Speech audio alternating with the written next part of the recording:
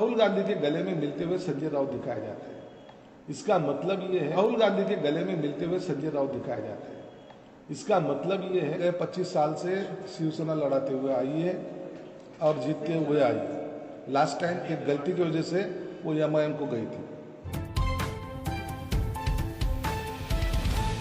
काल मी प्रेस कॉन्फरन्समध्ये येत्या सोमवारी राजकीय भूकंप घडणार असं एक विधान केलं होतं। या विधानाचा अर्थ संभाजीनगर पर्यंत मर्यादित नव्हता। महाराष्ट्रामध्ये अनेक नेते जे असे आहेत जे त्यांच्या पक्षामध्ये त्यांची जी काही कोंडमारा होतोय किंवा त्यांना जो काही त्रास होतोय ते त्याबद्दल नाराजी व्यक्त करून ते आमच्याकडे येण्याच्या मनस्थितीत आहेत आणि त्याचा फैसला हा सोमवारी होणार आहे। परंतु मी बोलल्यामुळे शिवसेने उबाटा गटामध्ये जी काही नाराजगी व्यक्त व्हायला लागली किंवा भांडणं व्हायला लागले, मला वाटतं त्यांनी माझ्या गोष्टीला सिरियस घेण्यासारखं नाहीये। त्यांच्यात अंतर्गत असलेले वाद आता हे चव्हाट्यावर आलेले आहे आणि म्हणून कुणाला उमेदवारी द्यावी कुणाला देऊ नये हा उबाटा गटाचा प्रश्न आहे। परंतु माहिती 100% एवढी खरी आहे की चंद्रकांत खैरे हे खासदारकीचे उमेदवार असणार आहेत। तसे संकेतही त्यांना दिले, त्यांनी पूजा अर्चा केलेली आहे, काहीतरी कार्यालयाचा शुभारंभही केलेला आहे। म्हणून त्यांच्यातल्या वादाचा आणि माझ्या भूकंपाचा काही तसा अर्थार्थी संबंध नाही। ज्यांना कुणाला यायचं असेल त्यांनी आमच्याशी संपर्क साधलेला आहे आणि त्याचा काही दिवसात तुम्हाला समोर येणार आहे। म्हणून त्याच्यावर आज भाष्य करणं योग्य नाही।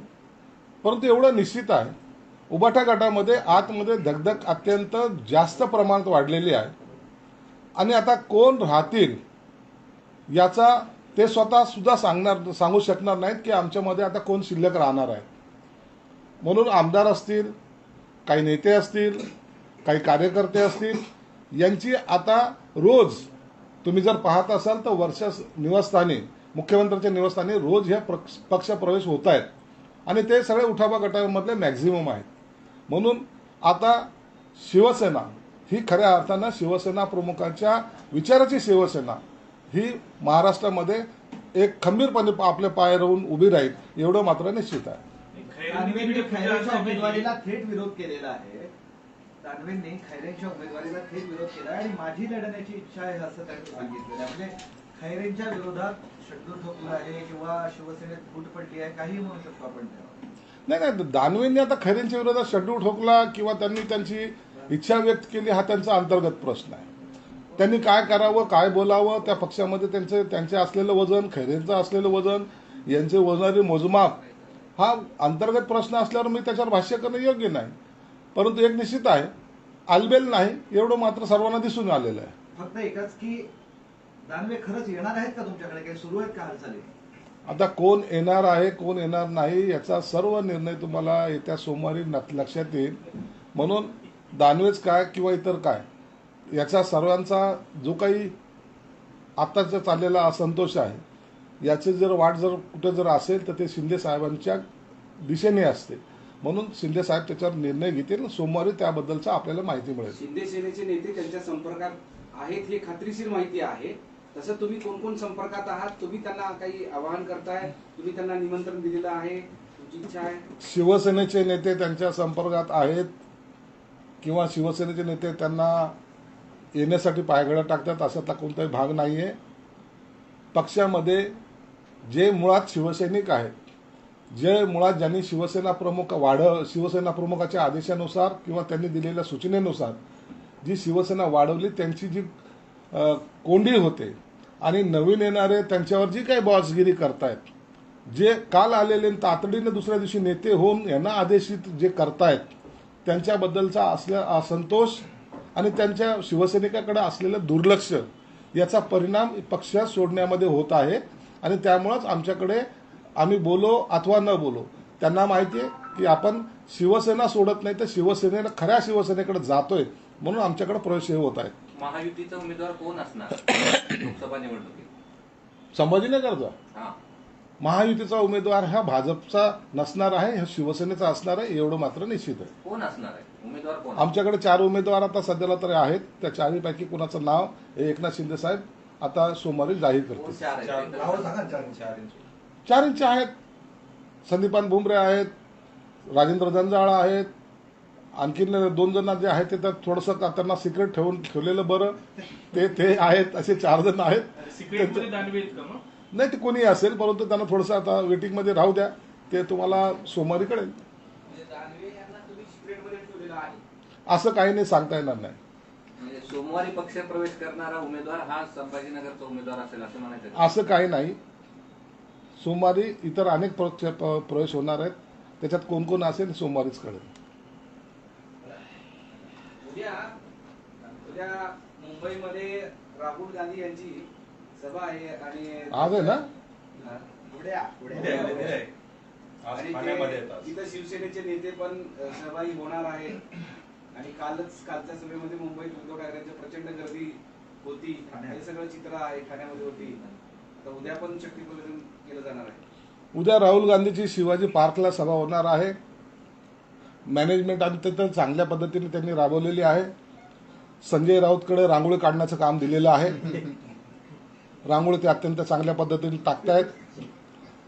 टाळ्या वाजवण्याचं आणि हसण्याचं काम त्यांच्याच गटातल्या एका महिला कार्यकर्त्यांनी दिलेलं आहे.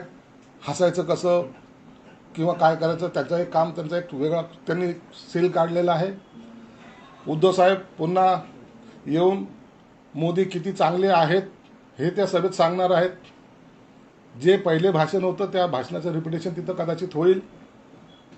आणि शिवसेना प्रमुख वरून जेव्हा पाहत असतील त्या टायमाला या नालायकांना काय करायचं ते मनातल्या मनात दुःख व्यक्त करत असतील.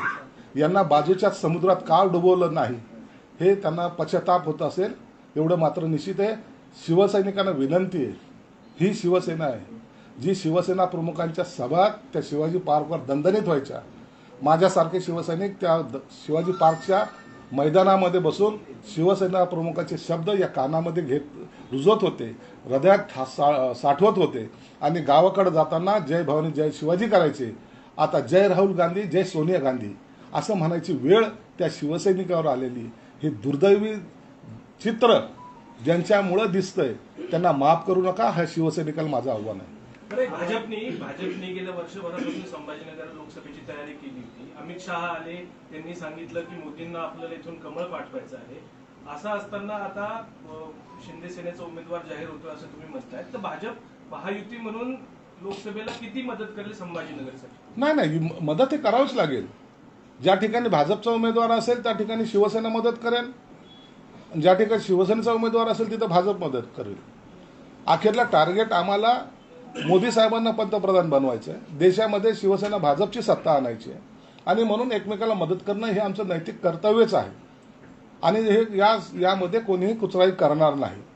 आज इथं भाजपचा उमेदवार आहे म्हणून शिवसेना जाणार नाही असं कधी होणार नाही, किंवा शिवसेनेचा आहे म्हणून भाजप मदत करणार नाही असं कधी होणार नाही.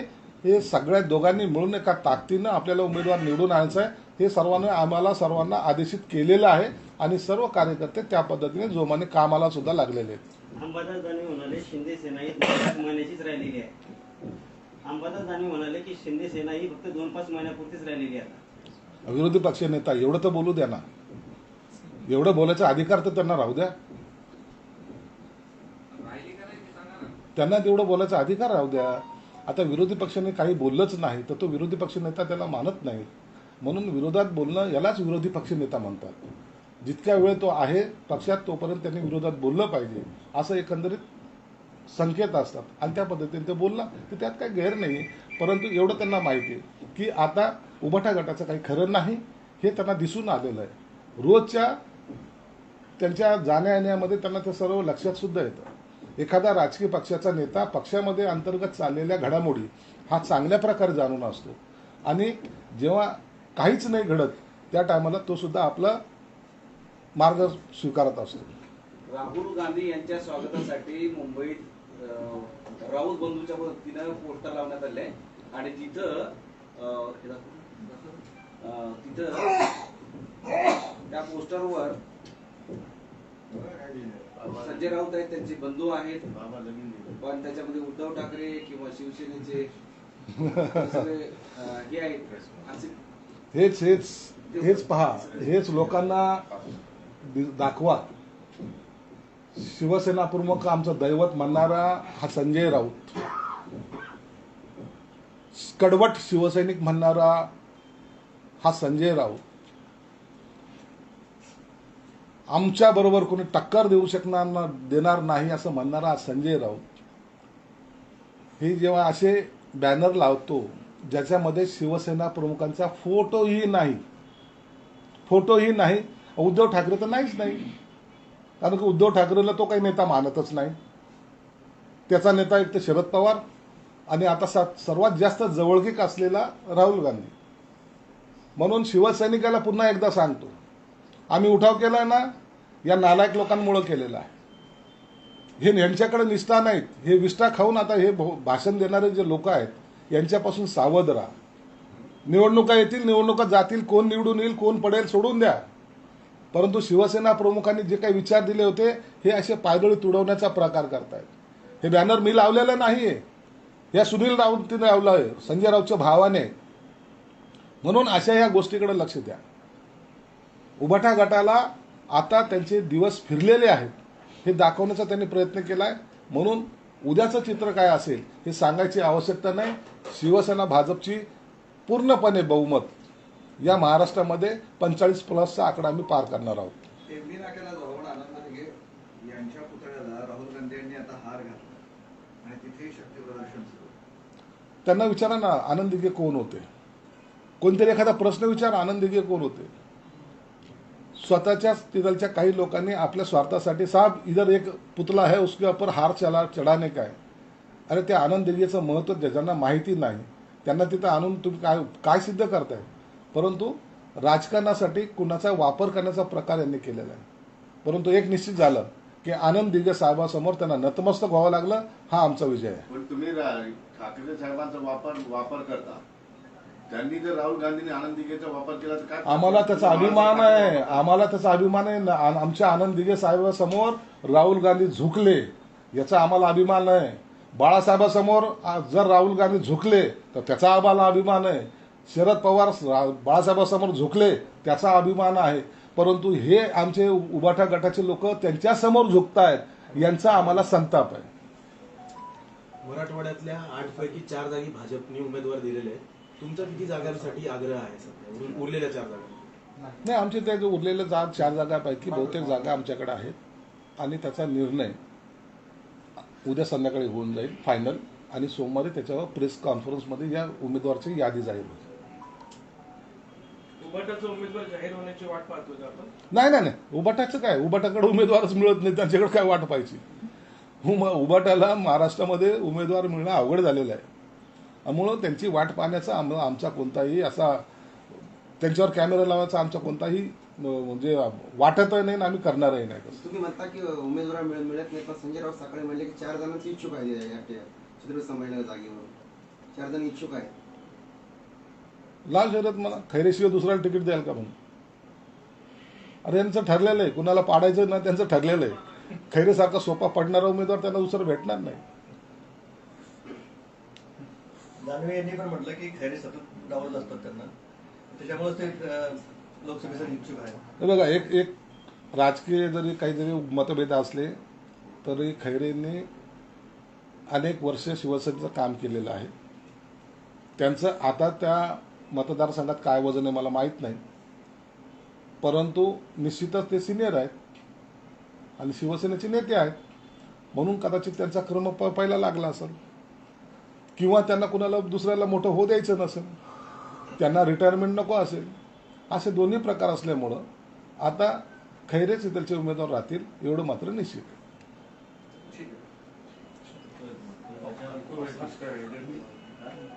चला, ओके.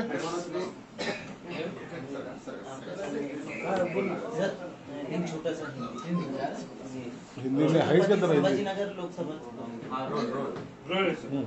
छत्रपति संभाजीनगर लोकसभा सीट को लेकर शिवसेना और बीजेपी में किसको उम्मीदवारी दी जाएगी? देखिए, हमारी जो मांग है शिवसेना का सीट, ये गए 25 साल से शिवसेना लड़ाते हुए आई है और जीतते हुए आई है. लास्ट टाइम एक गलती की वजह से वो एमआईएम को गई थी, इसलिए ये सीट की दावेदारी हमारी पक्की है और ये सीट हमको ही मिलेगी.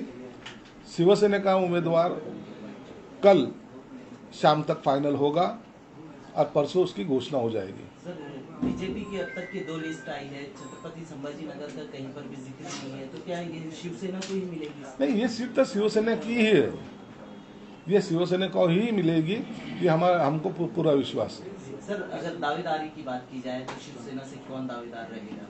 शिवसेना से दावेदारों की संख्या 4 लोगों के करीबन है, लेकिन उसमें से किसको टिकट देना है ये शिंदे साहब डिसाइड करेंगे। तो उसके बारे में आज उसके पर कोई घोषणा करना ये उचित नहीं है। अंबादास दानवे जो है आपके गठ में शामिल होंगे, ऐसी जो है खबर आ रही है, क्या? नहीं, मुझे नहीं पता, लेकिन अगर आना चाहते तो वेलकम। आपने भूकंप का कहकर झगड़ा लगाया नहीं, मैं भूकंप करना, अभी मैं महाराष्ट्र की बात करता हूँ, मैं कोई जिले का प्रवक्ता नहीं हूँ, मैं महाराष्ट्र का प्रवक्ता हूँ, इसलिए मैं बात करता हूँ कि पूरे महाराष्ट्र के राजनीति की बात करता हूँ। उसमें अगर इनको अगर लगता है तो चोरों के दिल में क्या बोलते हैं वो है ना, तिनका, तो वो मैं क्या कर सकता हूँ उसको। झगड़े का क्या करने का? वो झगड़े का तो झगड़े चलते हैं, उनके तो पहले से चलते आ रहे हैं, चलते रहेंगे, लेकिन एक बात जरूर है, ये झगड़े का अंत होने वाला नहीं जब तक दोनों एक में से दूर नहीं होंगे। तो दूर होने के लिए उनको पर्याय हमारा है। संजय राउत ने जो बैनरबाजी की है राहुल गांधी के बारे में क्या है? संजय राउत ये उबाठा गठ को डुबाने वाले में से एक है। उसने कभी शिवसेना को आगे लाने की कोशिश नहीं की। आज अगर आप देखेंगे तो उनके भाई जो सुनील राउत है, उन्होंने बैनर लगाया है, पूरी होल्डिंग लगाई, लेकिन होल्डिंग में ना बाला साहब का जिक्र है, ना उनका फोटो है, ना उद्धव ठाकरे का फोटो है। राहुल गांधी के गले में मिलते हुए संजय राउत दिखाए जाते हैं। इसका मतलब ये है कि इनकी निष्ठा ना बाला साहब पे थी, ना उद्धव ठाकरे साहब पे थी। इनकी निष्ठा पहले शरद पवार साहब पे थी, लेकिन अभी नेशनल लीडर बनने का है, तो अब उनको राहुल गांधी को पकड़ना जरूरी है, क्योंकि उबाठा गठ में भी 2 फ्रैक्शन हो चुके, शरद पवार के पार्टी में भी 2 फ्रैक्शन हो चुके। अब वो पार्टी अस्तित्व में नहीं रहने के तरीके हो चुकी है, इसलिए अब जो पार्टी है वो कांग्रेस है, इसलिए उनका नजर वो राहुल गांधी के ऊपर है। जरांगे आज म्हणाले की आजच्या कॅबिनेटमध्ये जर तुम्ही सगळ्याबाबत निर्णय घेतला नाही तर एकनाथ शिंदे, देवेंद्र फडणवीस, अजित पवार सगळ्यांनाच या निवडणुकीत मराठ्यांच्या रोषाला सामोरं जावे लागेल, किंमत चुकवावी लागेल। जरांगे पाटलांना मी एक सांगेल, मी पहिल्यापासून आम्ही तुमची भूमिका, शिंदे साहेबांची भूमिका ही मराठा समाजाला आरक्षण देण्याच्या बरोबरची आहे। शिवरायांची शपथ घेऊन त्यांनी आरक्षण देण्याचं जेव्हा मान्य केलेलं, कबूल केलेलं आहे, त्या टायमाला त्या पद्धतीने त्यांनी आपले पावलं उचललेली आहे। जे कुणबी समाजाच्या ज्या नोंदी काढल्यात त्या एकनाथ शिंदे साहेबांनी काढल्या, हे ते सुद्धा मान्य करतील, अख्खा समाज सुद्धा मान्य करेल। 3.5 लाख कर्मचारी लावून या नोंदी काढणे आणि मराठा समाजाचं जे त्याला सर्वे केला, जवळपास 10 दिवसामध्ये एवढा मोठा सर्वे करणारा एकमेव एकनाथ शिंदे आहे। आता तुम्हाला ते कुणबीचे सर्टिफिकेट मिळत आहेत, तुम्हाला शिक्षणामधल्या सगळ्या सवलती त्यांनी दिलेल्या आहेत। त्यांनी उलट आणखीन हेही सांगितले की 10% आरक्षण हे मी देतोय, ओबीसी समाजाच्या आरक्षणाला धक्का न लावता। म्हणून एक विश्वास ठेवा, शिंदे साहेब जे बोलतात ते करतात। काही लोक गैरसमज पसरवण्याचा जरूर प्रयत्न करतात की आरक्षण टिकेल कसं, मग ह्या साली असं झालं होतं, त्या साली तसं झालं होतं, परंतु कोर्टाने ज्या काही नोंदी त्या टायमाला केल्यात, सूचना केल्यात की मराठा समाज हा मागास कसा, त्या संदर्भामधला पूर्ण ग्राउंड शिंदे साहेबांनी तयार केलेलं आहे। म्हणून आज शिंदे साहेब तुमच्यासाठी पॉझिटिव्ह आहेत, त्यांनी कधीही त्याच्यापासून माघार घेतलेली नाही आणि निश्चितच उद्याचा दिवस हा शिंदे साहेब तुम्हाला आरक्षण दिल्याशिवाय राहणार नाहीत आणि नवे त्यांनी दिलेलं आहे ते टिकवण्याचा 100% प्रयत्न ते करतील असा विश्वास आम्हाला आहे।